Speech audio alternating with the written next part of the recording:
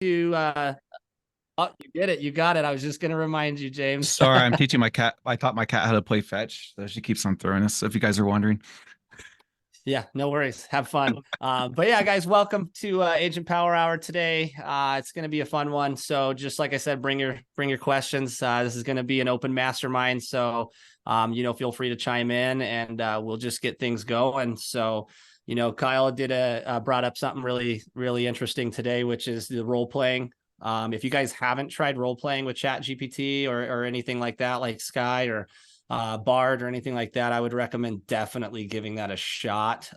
It's pretty crazy. it's You pretty know, if crazy.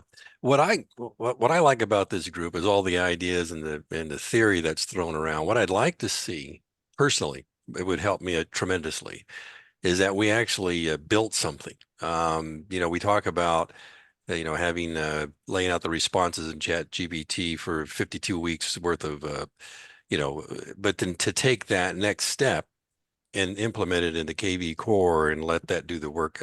To me, it would be a lot of fun if it's the what's the old story where the guy jumps off the plane, goes over to Japan, and he says he thought he was going to do a lecture. Time they were done, 48 hours later, they built a computer. So it is that kind of a thing. So, but I really appreciate all this information and just connecting all the dots is what I'm looking for.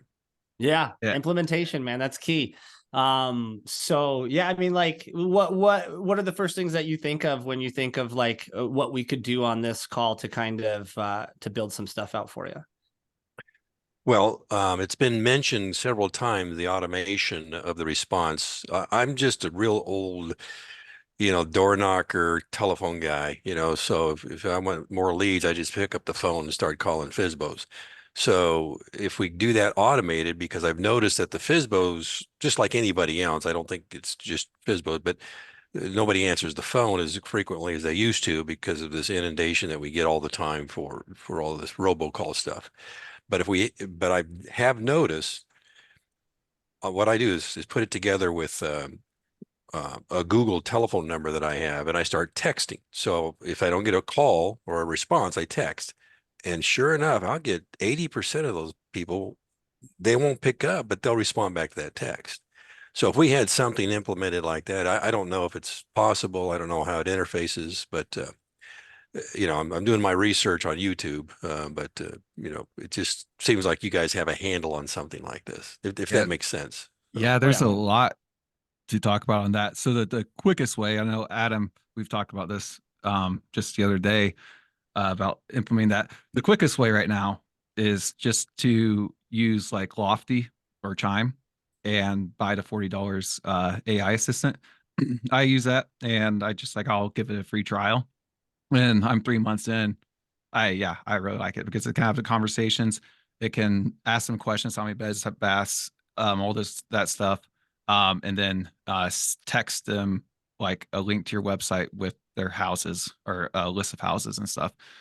So that's like the kind of stopgap. But I think Adam's going to talk a little more about the future and what we possibly can do here. Want to go run with Yeah. that? Yeah, so might as well run with it right now. So yeah, there's tons of opportunity for that. Now, when you bring up calling FISBOs, it does get a little bit dicey because they haven't explicitly given us permission to contact them, right? We can always call them, even if they're on the do not call list because they've got a public listing. But when it comes to texts, the FTC has a little bit of different guideline on that, right? Like we have to have explicit written consent in order to be able to text people. So this is by means of like generating Facebook ad or Facebook leads or PPC. When we bring them in, we basically obtain that permission to text them. So then we can text them unlimited until they tell us to stop. When we're cold calling leads that haven't given us their permission, then we do risk violating some federal laws that are in place. And you could see yourself getting fined. And those fines aren't small. I think they start around 10K. So you always want to be very, very careful with that, especially if you're in Canada. I know they don't mess around out there for that. And you're going to see a crackdown on that, I think, in 2024, because there's a ton of unsolicited text going on. If you've been in real estate for more than 5 minutes, you've probably already got 30 or 40 text messages about healthcare. Those dudes are 100% breaking the law. And once the FTC gets a little bit more sick and tired of it, you're going to see some serious fines coming out on that. Is it But bad to want to move to Canada just so you don't get the healthcare tax? But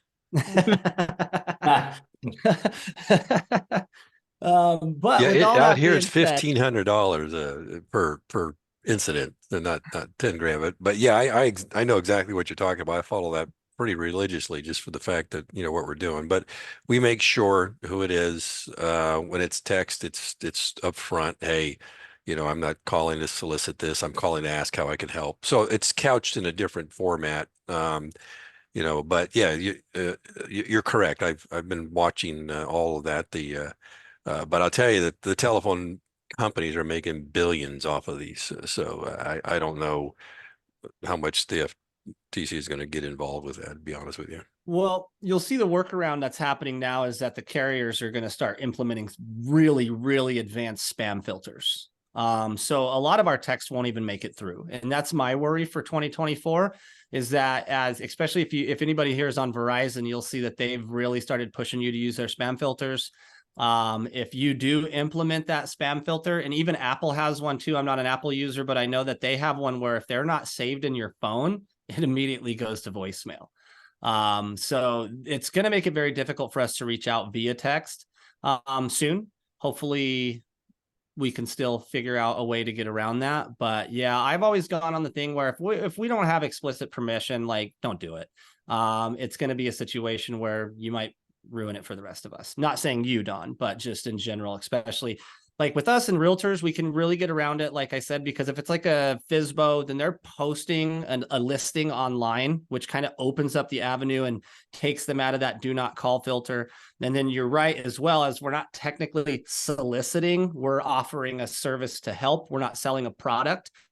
So that's why like you can still knock on a door to advertise for an open house, even though it says no soliciting, because you're not technically selling them something at that given point. You're inviting them to a community event that is open to the public.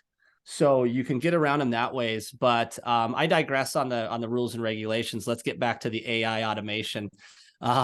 So what we're going to start seeing, and this is going to be a little bit more technical, so you will have to have a little bit of coding knowledge, but what we're going to see is that we're going to be able to program our own GPTs inside ChatGPT, and then we can run an API on the background, and like, so you'll have to have some knowledge with Python, but basically what you can do in short is you can tell ChatGPT to write your code for Python. And if you learn your way to navigate Python, then you can create your own chatbot with your own specific programming inside ChatGPT.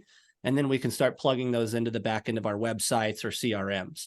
Now, can we do that with Chime? No. Unfortunately, with not having admin access as EXP, they won't let us do that because we don't really get to chop into the back end like that. But we will be able to use that with programs like Go High Level.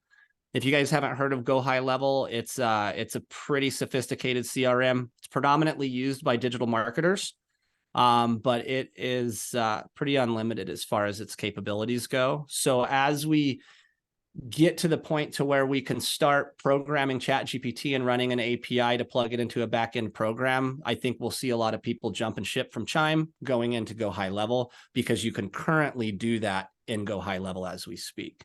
And that will be something that could be a pretty big game changer, because now instead of having a regular version like what Chime's AI is programmed in a certain way, right? So it's going to be a very generic speech type coming across. And if you're like me, where you're not a typical realtor, it's different when you're chatting with somebody's chatbot and then you get somebody like me on the phone and you're like, wait a second, like this isn't jiving with who I was talking to. So the goal here is going to be to try to duplicate or clone our personalities into these bots. So that way, when these bots are cold calling or trying to set appointments with our leads, it still feels like it's coming from us, right? So I think that that's going to be something that's going to definitely take off pretty furiously here in 2024.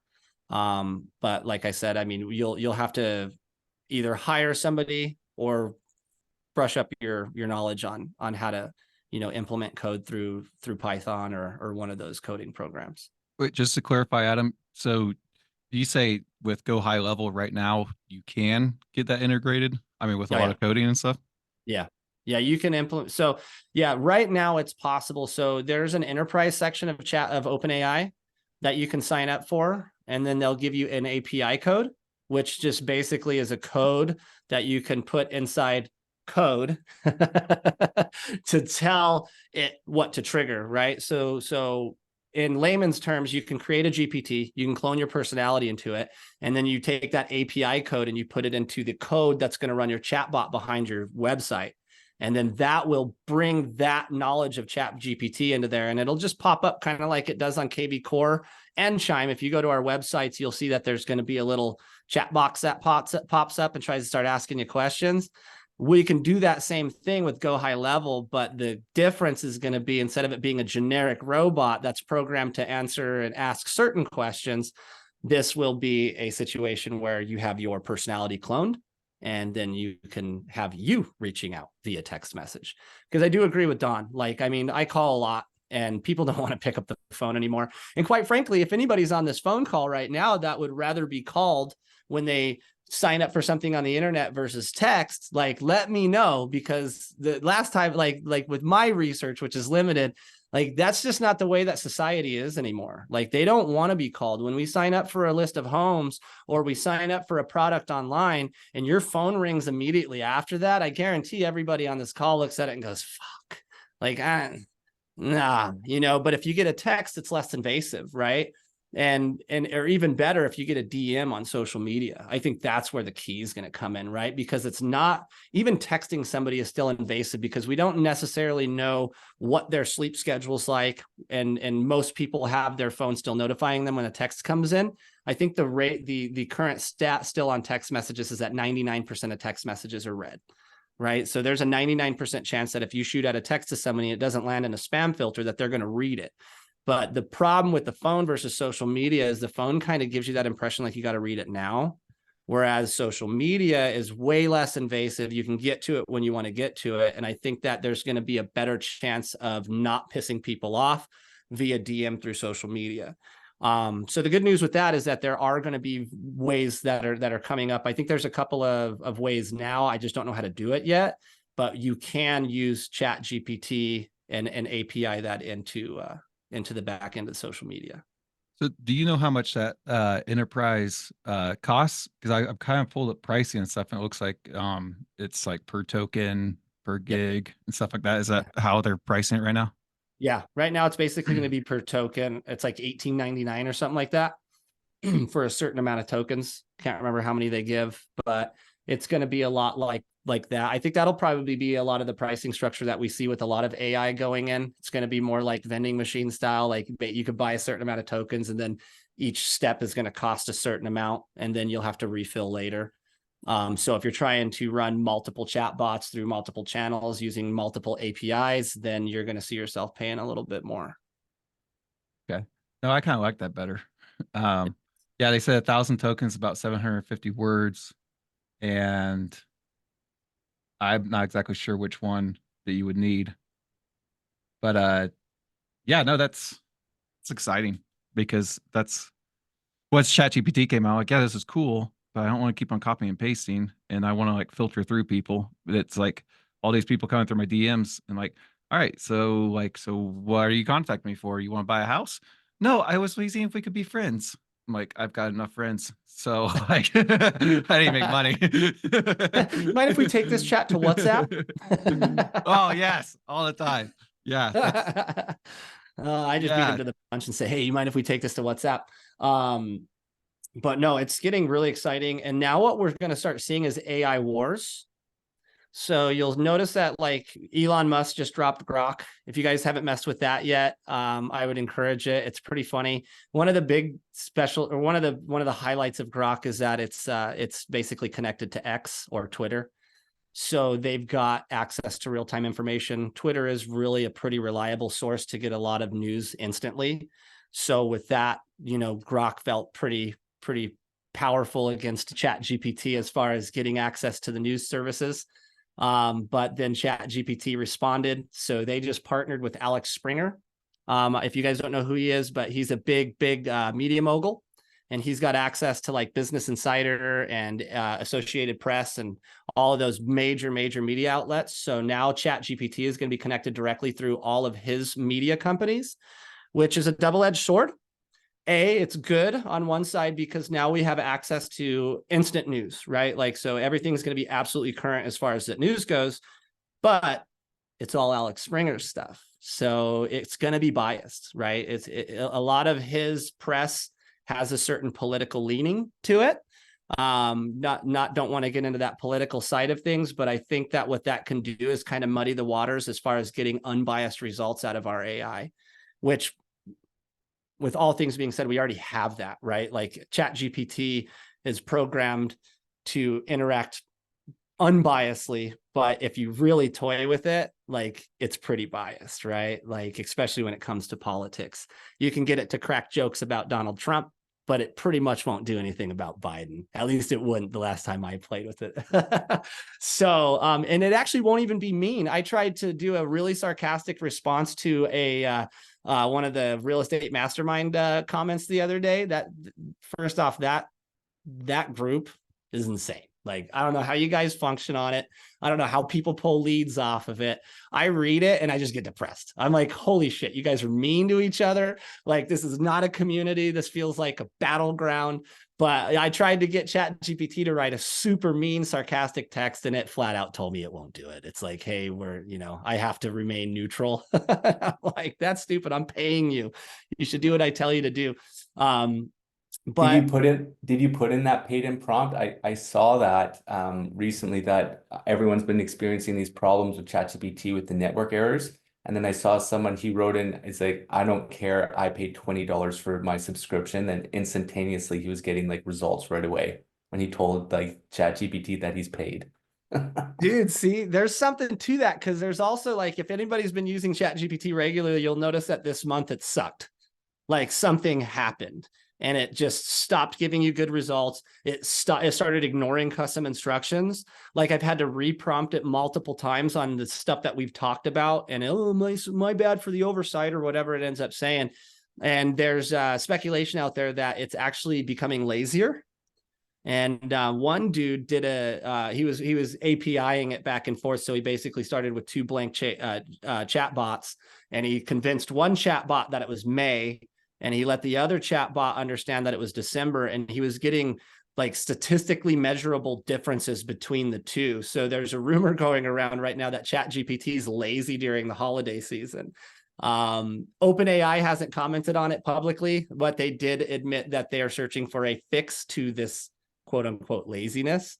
So it'll be interesting to see where it goes from there. But yeah, for a while there, I was starting to think like I broke it or something. I'm like, I don't understand why it's not doing the things that I want it to do. So I've been using ChatGPT like nonstop this week, like until I kept on hitting my limits on there.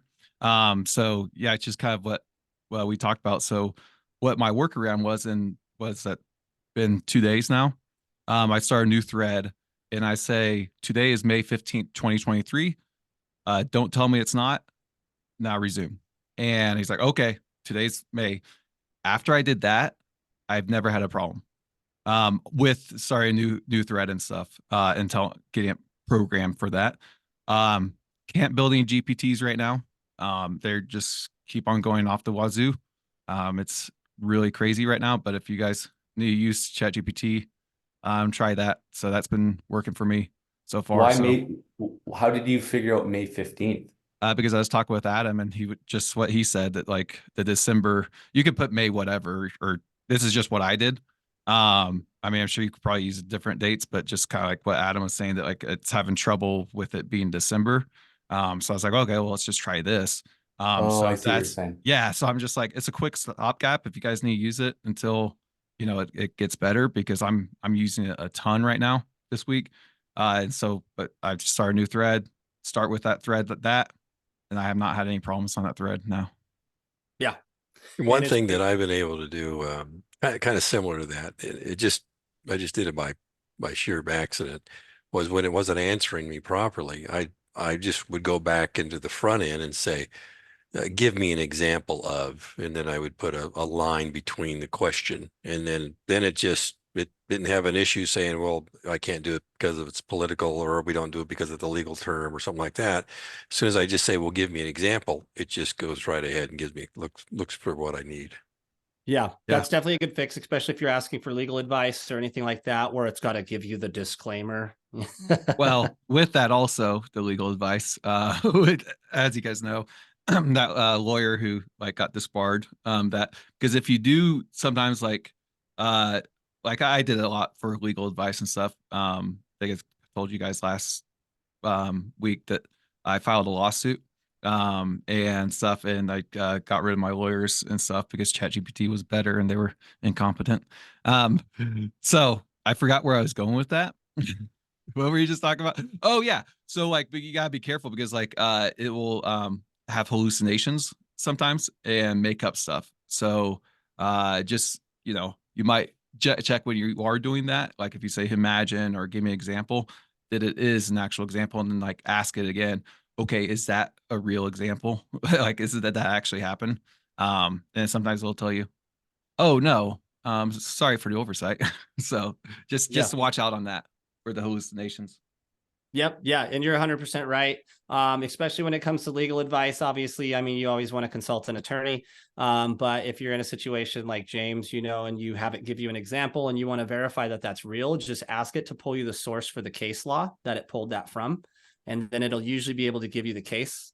And if it can supply the case, then, you can always look into that, read up on that, resolution or whatever they call it, the ruling, and make sure that it matches up with what you're trying to argue. And it's a pretty good way to go around it. But yeah, it's going to change the landscape as far as I think lawyers' jobs go as it gets better, unless they do something where I would imagine at one point in time, the government's going to get involved in this and they're going to stop this. There's a lot of lawsuits going on right now, but most of them are through artists and authors that are just basically claiming plagiarism.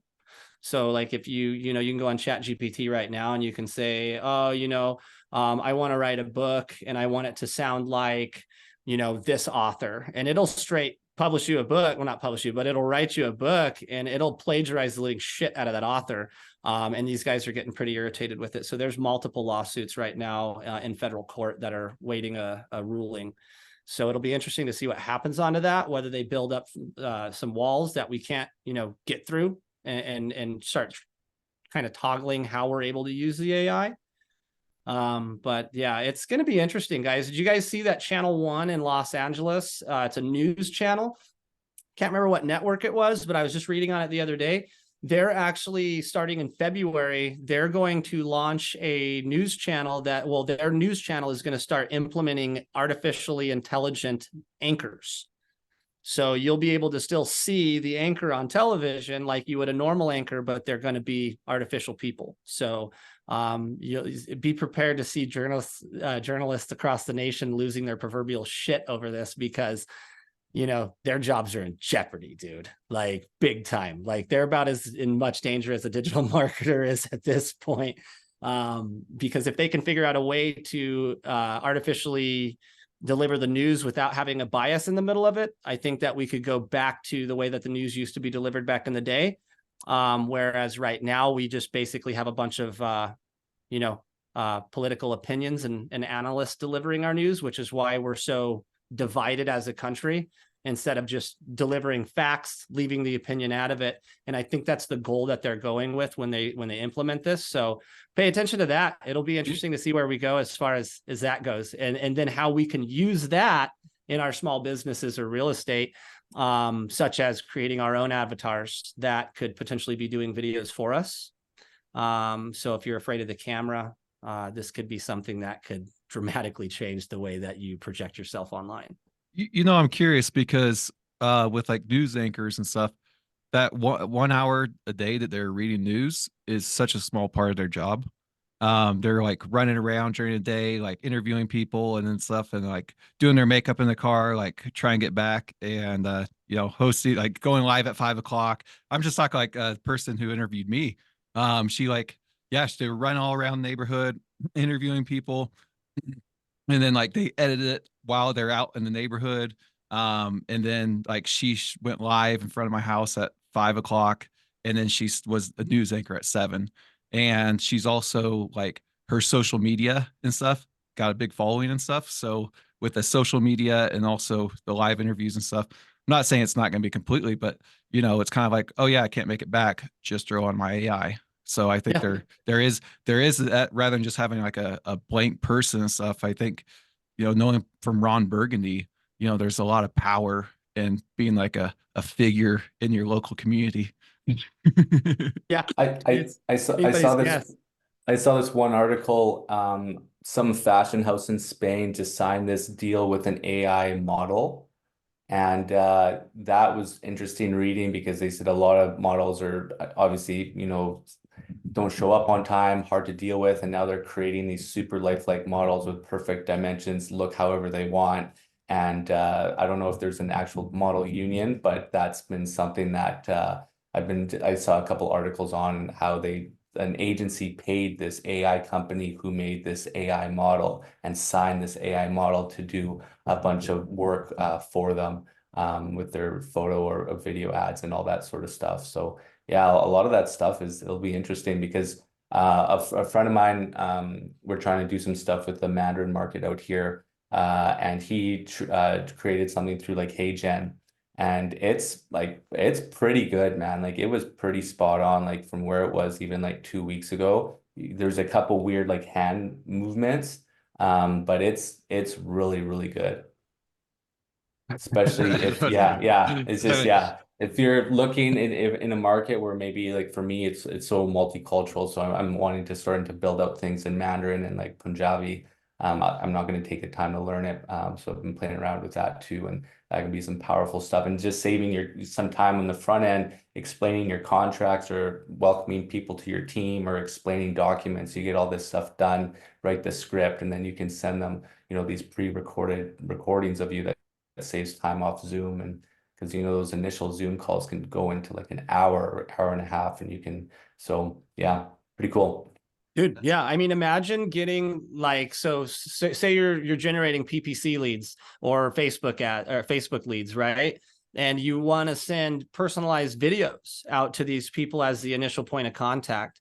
If we're able to utilize this AI in our favor to where even if we're just doing like a chest up image of ourselves that's duplicated, like we could set these up on automatic campaigns throughout our CRM to where when the lead comes in, it automatically creates a video using that lead's name and giving them the breakdown of what they can expect through the services that they just signed up, and then even setting that appointment right through that initial call without you ever having to do anything. And I think that that's going to be at least my goal over the next year, is going to figure out how to, like I said, API a cloned version of myself through the back end of my CRM, so my CRM can cold call for me, because I'm tired of calling people. Like it's getting old. I lived 7.5 years in a call center. It upped my phone skills quite a bit, but as I'm getting older and as the market gets tougher, the rejection hurts a little bit more. I know that's kind of a Sally thing to say, but I was like, it's just one of those things where I was thinking yesterday, I was making a bunch of calls. And I'm like, dude, I can't wait till we can figure this out, because if I could have my bot calling people for me and then my phone just beeping me for when I've got an appointment set, then we're doing the job via artificial intelligence that these ISAs are charging us thousands of dollars a month to do. Like even if you look into Air.ai, which is the closest thing we have right now to being able to do this, they're extraordinarily expensive. Like it's 5 figures a month to implement their services, dude. If you expect, and it depends on how big your database is, right? And then even then you're limited to the voice types that you can use. And there's still a pretty big delay as far as how the robot communicates. So it's pretty apparent if you've got any knowledge of AI that you're talking to a robot. But it's there. Like we're going to see some major changes, like I said, as the AI wars start to really heat up, between, Gemini. Google just dropped out this Gemini Ultimate, which is not available to the general public yet. But when it does, they're saying it's going to blow GPT-4 Turbo out of the water. But that's a lot of talk from somebody who's not released it to the general public yet. I think my favorite part about OpenAI is that they are open source software.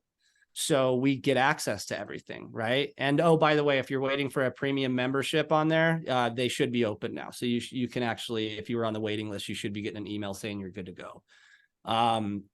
But yeah, I mean, you got like, even like I was telling James yesterday, there's a new one that just dropped out of France called Mistral.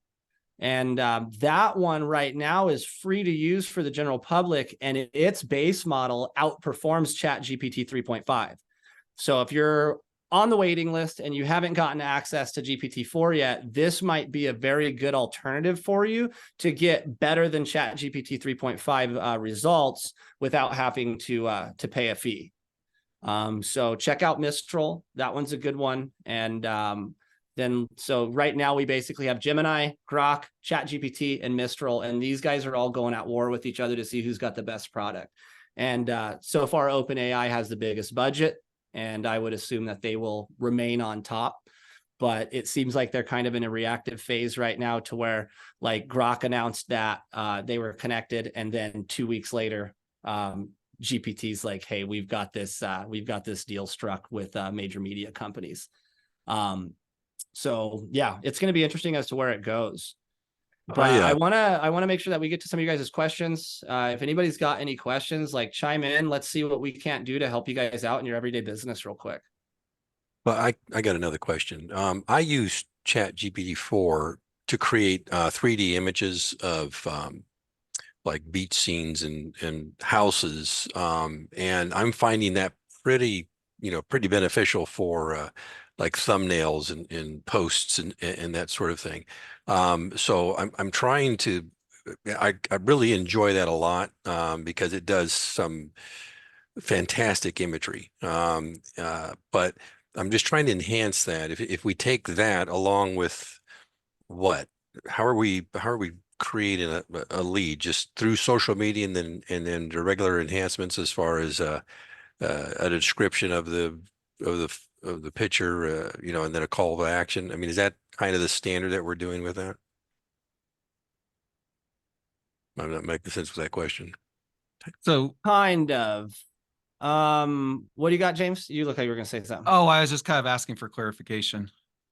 So basically you're wondering, rather than, streamlining your business, how can we start using it? Or is there something coming up where would actually like give us leads and scrape and, get them coming to us? Just enhancements of all of these AI tools that we have to generate leads.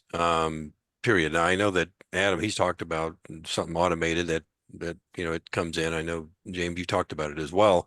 How are we generating leads with it through ChatGPT? We talk about a lot of different platforms, which is all a learning curve for me. Yeah. I mean, for most people, obviously. But how are we to generate this? And again, the benefit that I like about it is these imageries that it'll perform for me, to be able to tell a story, if you will. Is that pretty much it right now? Are we posting things on social media to try to generate the leads, and then coming back through the filters of the AI? Yeah. So like, go ahead, James. Yeah. So basically, I mean, without buying expensive softwares that are going to like scrape and everything else, which I'm not even really sure if I know a couple have reached out to me and stuff, through after I've posted some YouTube videos. But it doesn't seem, and correct me if I'm wrong.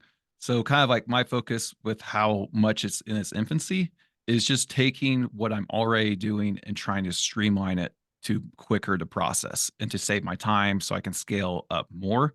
And then even, having VA, take my ChatGPT and stuff and knowing it sounds like me and being able to, take a lot of stuff off my plate, and do it that way. So yeah, to get the leads coming in, and then how to, connect with those leads as efficiently as possible, whether using it to, write newsletters and everything else, or have a chat bot and everything else. Now I don't believe we're really at that point where we can, there's just like an AI we just click on and stuff So like I said, we're at the tip of the iceberg right now. And, you know, we can probably look back at this in 2030 and just laugh like, oh, look at us, a bunch of like, you know, monkeys playing with sticks right now. So that's sometimes kind of how I feel with it, because there's just how quickly, just 1 year, we just got ChatGPT like 13 months ago. And then now, you know, all this stuff that we were using it, like it's implemented about every part of my business. AI is. So, except driving to a client's house and then, you know, talking to them. But even then, I'll even like turn on my otter to take notes while I'm talking and stuff. So I guess it has. So I mean, that's kind of my point of view on it. And I think that's the $1 million question is, when can we just like flip that switch and, you know, get these leads coming in? I don't know. What do you Yeah, think, Adam? this is good. That really does kind of help clarify. I mean, we don't have a we don't have a how-to yet because the manual's constantly being written. So, Right. but Yeah, 100%. So, an example for lead generation that I'm using right now is, so basically what I'll do is I'll go into ChatGPT and I'll prompt it to say like, hey, we're going to write an ad that's going to target people who are interested in purchasing new builds. Okay. So I'll prompt it and get it primed for that, but there's a little bit more layers to it. Let me back up. Actually, I'll probably just share my screen. Let me just do that. Let me see here. So what I did is, have you guys created any GPTs yet? Do you guys know kind of what that's about? Anybody Yes. played around with that? So GPTs are basically going to be the new custom instructions. Okay, guys. Now, what you'll see is if you're on ChatGPT 4, you're going to see over here, there's going to be this explore button. If you hit this explore button, you can come up here and you can actually create GPTs. So you'll see here that I've created quite a few. Basically anything that like you could imagine. Like, here's an example. I was going on my first cruise and I hired a travel agent who is a friend from high school. And she didn't mind me throwing her millions and millions of questions every day, but I kind of felt like I was, you know, taking advantage of the service. It's kind of like when we got that client that never stops asking us questions and you're like, dude, some of this shit's searchable. Like, you know, do yourself a favor. So what I did is I went in and I created my own GPT bot that is a specialist when it comes to cruise related questions. Like, no matter what cruise line is out there, this cruise companion here will have your answers for you. So what I've done is I came up and I basically cloned myself into this. What's up, Kyle? You got a question, dude? Yeah, can we create one while we're doing this? Yeah, you guys want to? I think so. I mean, this actionable items here. absolutely, yeah, let's do it. All right. So basically we start here and then it's going to open this up. Now, these prompts that we're giving it does count towards our 40 prompt for, I don't know how many hours, but if you go over 40 prompts, you're basically going to get locked out for a couple hours. But the cool thing about this in a nutshell is that instead of being in our custom instructions where we're limited to 1,500 characters, we can really drill down in how to build our personality, right? So that's what I did with mine. Is I came in and I basically said that, you know, we're gonna clone my personality into you. I don't want to do it again on here. I guess we could, like, so what I'll say is like, then this is where it really, you just got to get creative with it. So you have your prompts here and then your GPT is going to come up over here. So let's do this. Is anybody like, Kyle, do you got like, what are you thinking? Like, what would you want right now in your business that could help you? I mean, I don't know exactly what we're doing here with this, but I mean, you can essentially, I can do it on mine if you don't want to use yours. Oh no, I'll use mine to do it. I've created so many that I don't really know where, I haven't had any ideas on where to start. So let's say like you deal with a lot with families, right? Yeah. And you're in Manhattan, Kansas. Yep. Okay, so what I'm going to say is I'm going to tell that that you will be an expert in all things school related in Manhattan, Kansas. Your job is to help people determine the school's rankings and demographics. So we'll just start there. And what it's going to do is it's going to basically start building our baseline for this GPT. So this is going to be a GPT that's designed to help your clients find out what the best neighborhoods are for, or what the best schools are, so they can kind of drill down where they want to live if they're undecided on that. So, and the cool thing about this is that we're basically creating an app without the knowledge of how to write code, because ChatGPT is writing all the code in the background for us. So this wants us to name this that, so you can just basically say, yeah, sounds good. So it's going to name that for us, and then it'll even create us a little image. And then from here, we can just start dialing down. So it depends on, like, do you guys use maybe like graderschools.com, I think is one that does school gradings in our area. But it should be able to pull this data. Now, right now, where it's at, it's just going to pull data. We haven't told it that it needs to be connected to the internet yet, right? So we'll want to make sure that we instruct it to go ahead and give it the ability to browse, so that way it gets the most current gradings, right? So now I'm doing the same thing as you're doing it, and it's very similar, but it's not the same either, which is interesting. yeah, so and like you can really dive deep into this. So you could end up putting your personality in this. We can choose how this GPT would respond to the general public, whether it's formal, informal, funny, or serious. So what's the goal with these then? So so we're creating this expert in schools. Am I gonna, what's the goal at the end goal here? The end goal is going to be that eventually you're going to be able to send this through your phone to your leads and tell them that, hey, this is an app I made that is going to be your ultimate guide to where the best schools are. So this can help you determine what neighborhood you want to be in, if they haven't already determined that, right? We can even help, like, there's certain questions that we can't answer as realtors, right? Like crime statistics and things like that, because it could be classified as steering. So giving an app that can give them access to this would be a serious value to a client, right? Like, hey, I can't comment on crime statistics in the area, but I did make an app that actually conglomerated all of the data for the crimes in our area. And you can feel free to explore this app, and you can get all of the answers that you want without me violating, RESPA. So it works out pretty good. So like for this one here, I'll say you will have the ability to browse the web, and then it'll update it now. So now the GPT officially has the ability to browse the web, so it'll get us the most current information. So now the big problem with these GPTs right now is that you have to be a Plus user to get access to them. But once OpenAI opens up the store, it's going to change that, and we will be able to distribute this. So for now, you can basically make them for you and anybody else that may have Plus that wants to use it. Like I built one for Peter Tulin up in Ottawa with their school system, and it works really well.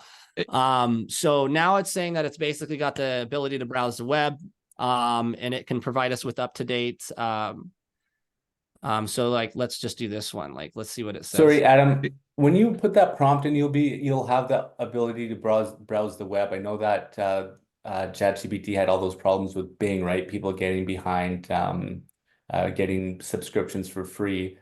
You can, because I've been having problems getting real data now, because it's only going to April 2023. I'm having problems with my web chat GPT plugin. It works. It sometimes doesn't work. It works. Can you use that within the regular prompting to have the ability to browse the web to get current surfing data? Yes. Yeah. So I stopped using web chat GPT as soon as they basically partnered with Bing. So Microsoft, who owns Bing, dropped $13 billion into this with OpenAI. They literally gave OpenAI $13 billion, gave them access to Bing, and said, make sure that we have the ability to get current data by browsing the internet. So you'll see what's happening here is it's hitting multiple websites. And I haven't been locked out based on subscription plans yet, which is good, because it seems like Bing has a back door to getting the information. So take, for instance, like here, one of our big newspapers is the Denver Post. But if you don't subscribe to their online content, you can't read anything from them. They don't even give you like a free couple of visits to the website, but yet I can pull Denver Post data through Bing on the back end with ChatGPT right now. Funny you say that, because that's exactly what I used to. I want to give a quick overview, because I know we kind of went on a lot of tangents, like why you would use this. All right. So this is kind of like if you have a thread, and like you use that thread for like, you writing YouTube scripts or whatever else, and it has your customized instructions. And then so this is just kind of replaces that. So you're like, usually start that thread, you start with a prompt like, hey, you are a pro at doing SEO for YouTube videos. So this is just a replacement for that, where you can specialize it because like for me, like you're working on a bunch of different stuff. Now I'm not always working on like getting Denver real estate clients. And so a lot of times I'll keep on throwing that in with customized instructions. So this is basically, you can put in like basically more customized instructions. So like for what I use it for is, so like I have a reel creator. I've got one for ebooks. I've got one for Agent Power Hour. That's exactly just Agent Power, nothing else. And so it knows how I want everything done. So that's what I use this for. And Kyle, to answer your question, what would this be, really good for in your business? Well, you can make one for like you'll put in your style of like how you do your newsletters and stuff. You can now share this as a link with your VA, and so have her as her task write a newsletter every time. And then that way you'll have a newsletter every week and keep you consistent in your style, in your voice, and kind of what you want to say. So that's, especially with people with VAs, this is going to be very powerful to be able to, rather than give them your entire login, they see all the crazy stuff that you just like basically Google on ChatGPT. Now you can share exactly how you want it done. So you can give the instructions to this rather than the other way around. So for your case, Kyle, that's for each task that you have your VA do, you like have this created, and it's going to save you a lot of time and get you really consistent on it. Yeah. No. And that's pretty much where I was getting, but I digress a lot. And as you can see, ChatGPT is being lazy for us this morning. So that's amazing. But yeah, so long story short, guys, what I've done, we'll come back to this in a second. Let me go ahead and save our progress here. And you can save it to anyone with a link or public. And basically that's what I have now. I consider this broken still because we haven't programmed it. But for example, I've created AI Adam, and AI Adam is programmed with my personality and my speech patterns. I've gone very, very in depth as far as my history, what my hobbies are, my speech patterns, what I want it to avoid. Like you'll see there, it says avoids cliche. So what's happened is ChatGPT has got not only lazy in December, but it's got lazy with its output. Like as we use it more and more and more, you can start picking out who else is using it because of the way that that their interactions are starting. Like, I hope this email finds you well and in good spirits, or, let's dive into this. Today, we're going to do a deep dive, or we're going to delve into this. All of this quote unquote language that ChatGPT is using is very much so recognizable as AI generated content. And in the end of the day, that's the last thing you want, because there are filters put out by Google and Yahoo and Apple and all of the big guys that are designed to find this shit, right? And if they find that you're throwing out AI generated content, then it's gonna be restricted on, your ability to get out there and get the proper amount of impressions that you want, whether it be on social media or even through SEO optimization, right? Like, you could have the best SEO in the world, but if you're just copying and pasting the Keeping Current Matters blog every day, like, that is AI written. Google knows it. So they're going to ignore your SEO optimization because you're putting out the same thing that 10,000 other agents just put out. So what we do is we come in here, and the GPTs are replacing our custom instructions. You'll see if I go to my custom instructions, they're fucking blank. Like, I don't use them anymore. They're worthless. I can't get my personality in 1,500 characters. And then if I tell it how to respond, then I get the single response every time. And like James said, we're using it for multiple facets, right? Like, I'm not always making a YouTube script. I'm not always just doing a blog. Like, what I've just recently done was I had AI, I went in and I programmed myself into here, and then I had this bot generate a new build ad for Facebook. And not only did I have it just generate the ad copy, but I don't have it generate the image because I want to use a real new build image. And once the image creation gets better on Dolly, I think we'll be able to use that. But for now, I'm able to have it create me multiple descriptions. multiple ad copies. If you're familiar with setting up leads on Facebook, you'll see that they have, you know, the ability to, even though you're running one ad, you can run up to 5 different ad copies that attach to that image or that media piece, right? So that keeps your ad from getting stale to other people because it's looking like a different ad coming up each time, even though it's only being ran at once. So I have it create all the different headlines, all the different descriptions. I can have it SEO optimize the language in there. I can make sure that that language is avoiding cliches, avoiding AI detection, all of that good stuff. And then that's just the base of it, right? We've created the ad.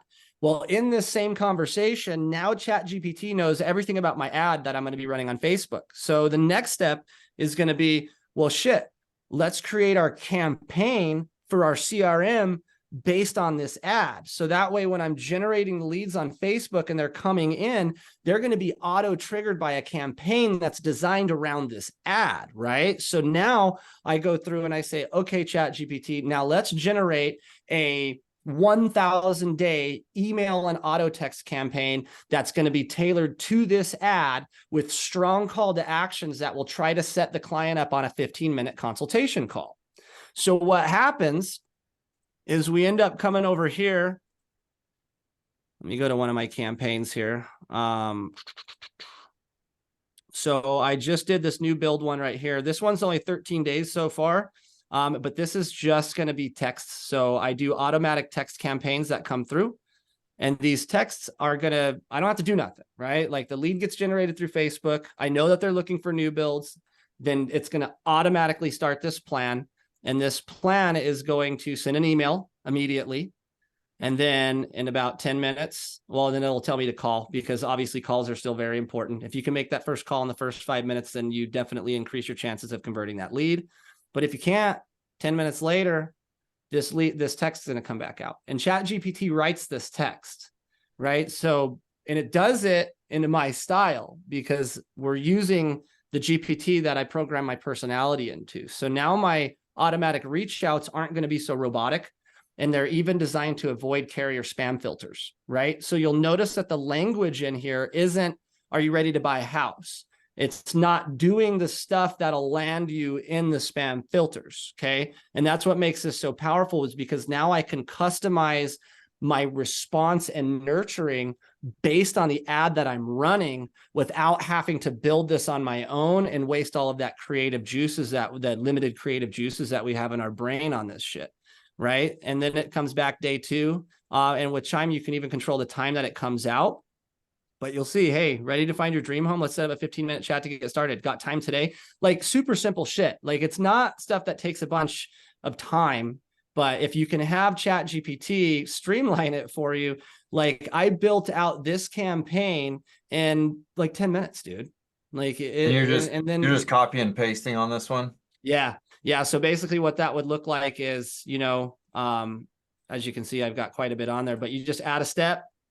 It'll bring you down here, go to auto text, put whatever subject you want, copy and paste your ad campaign into there. This is what I was working on this morning. Actually, I'm surprised it's still saved there, but this is an automatic behavior based on somebody on my website that views a listing more than 3 times. This text will automatically go out. I won't even have to trigger it. It'll just hit them up and be like, hey, why not go on a tour? Well, you can see that's wrong, but tour it and see it from the inside. Let me know what works best for you. We can organize it with the seller agent ASAP. So it's the ability to still automate your CRM and automate your entire nurturing process without having to use a chatbot yet. Now, granted, if somebody responds to this, like you have to step in and continue to answer the questions, but you'll see most of it's just tailored towards getting that fucking call. Sorry, my language, but you get them to agree to this 15-minute consultation. I even have one here, and you want to be cautious about throwing links out. I only throw them out like once because links do trigger spam filters. But as you see here, I'm on day 11 by the time I throw a link. So if they haven't flagged me as spam yet, there's a real high likelihood that this text message will go through. And then that gives them the ability to set their own time with my calendar. And then you got them on that call. And that's, in my opinion, that's the hardest step, is getting that new lead to actually agree to a call with you. So this campaign runs out for 14 days, or 13 days, sorry. And then from there, I'm setting up another one that's going to be an informational drip. So you'll see this new build informational drip. I only got 4 of them in there, but I'm having ChatGPT also create that. So you'll see that this is going to be, and now this is where it gets super sick, because I've given my GPT the ability to search the web.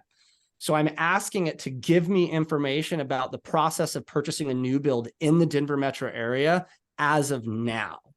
So it's going to give you stuff like, look at this. You'll find everything from the modern downtown condos in Denver to spacious family homes in Aurora's serene suburbs. For instance, the new builds in Stapleton offer community-centric living with easy access to parks and shopping centers. It's a perfect blend for young families and professionals alike. Understanding the market nuances such as popularity of sustainable builds in Boulder helps you align your choices with your lifestyle needs. Each area in Colorado has its unique charm and offering, and I'm here to help you navigate there. Like, dude, you're never going to find a canned email that's going to give that kind of value straight out the gate to your clients, right? And then we talk about energy efficiency in the neighborhoods that are specializing in these technologies, right? Like Lakewood and Centennial.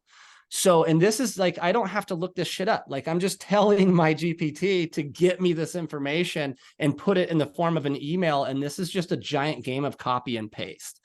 So it becomes extremely, extremely powerful to your ability to generate leads online and automate that nurturing process till you get them on the phone and you can really take over.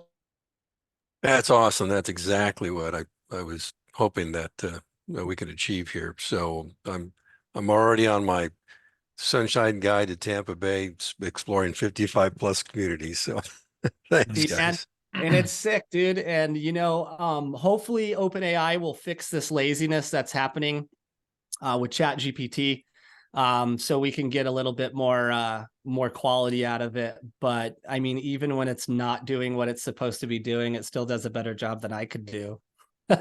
You know? So, and the cool thing is like when as you're setting these leads up, like you're educating yourself on the new builds in Denver at the same time, right? So I'm gaining knowledge that I didn't have before because of the way I'm setting these drips up. And the goal is to have the initial campaign, which is an auto text campaign, and you don't want to intermix emails with that. You just want to use the welcome email initially, and then the text campaign.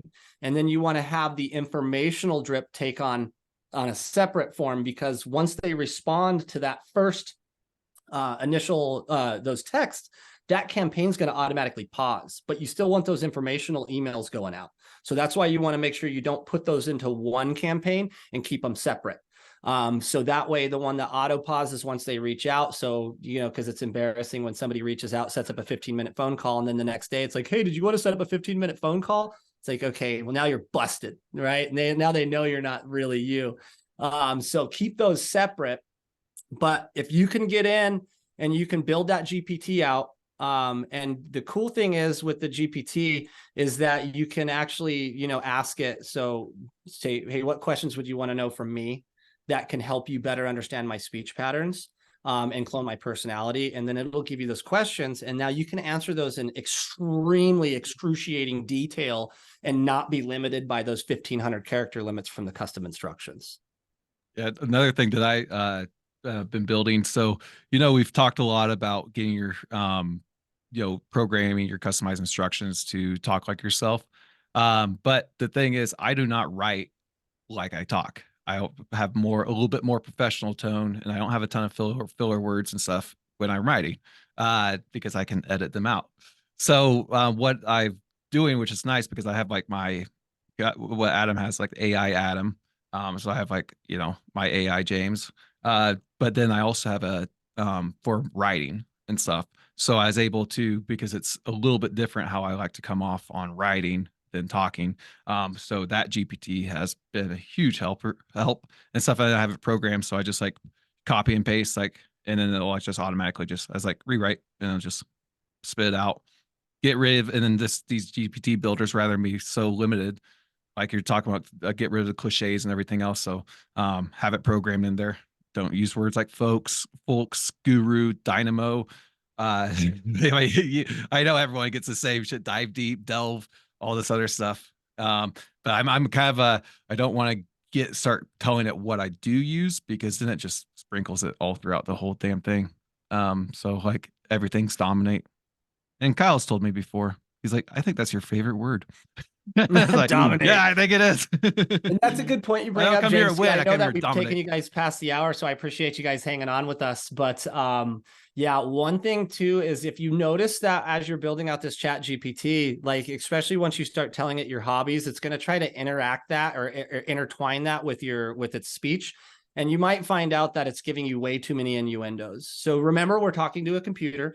So you can say, okay, reduce the innuendos by 85%. And it will do that. And it will actually still be able to give you some life experiences with the type of content that you're releasing. So it sounds way more human, way more real, but it's not so over the top. I ran into that because I focus primarily on music and I have it write my blogs. Like if you guys got time, I could run that through you guys real quick and show you how I do my blogs. But it's a really good concept. And once you get them to kind of chill out on the innuendos, the process is pretty cool, or the product is pretty cool. Yeah, I was letting this run